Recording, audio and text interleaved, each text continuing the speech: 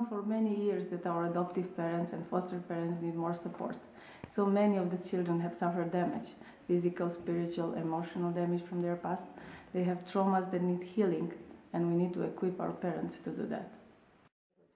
Cea mai mare satisfacție pentru mine, ca părinte maternal, este faptul că dragostea și munca mea nu sunt în zadar. Există vindecare și copiii cresc fericiți și împliniți. Marea mea provocare este faptul că noi trebuie să reparăm ceea ce alții au stricat. If a family in America foster or adopts a child, they have so many more resources available to them than a family in Romania does. Too many of our Romanian families feel alone and unequipped to handle the challenges. We've had a vision for quite a while to begin building a national movement in Romania, both to promote adoption and to support these families on the front lines. It's been such an exciting thing for us at Romania Reborn to play a role in starting this new coalition, Romania Without Orphans, and putting on our very first Romania Without Orphans conference is a major step. The conference is going to be in Brașov, Romania at the end of October. We'll have 3 days of workshops, especially for foster and adoptive parents. We'll be teaching them about the impact of trauma in their child's life and about the specific needs their child has and giving them real-life skills to meet those needs. Eu sper că această conferință mă va ajuta să înțeleg mai bine cum sunt afectați copiii de traume și cum pot să fie ajutați și să înțeleg mai bine.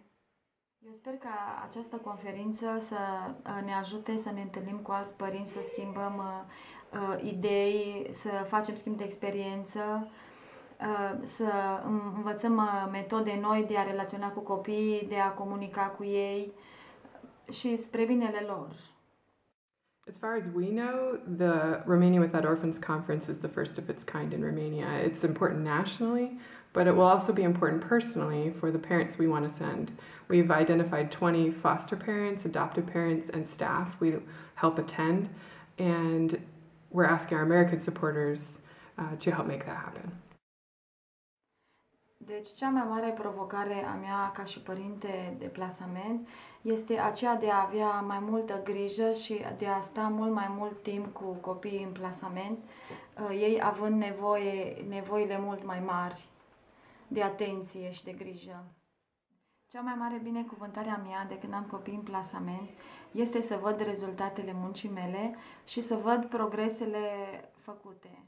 Helping a mom or a dad or a staff member attend this conference would be a great way to support adoption in Romania. It's really not a huge cost, but the benefits for families, for children, and even for Romania as a whole could really be significant.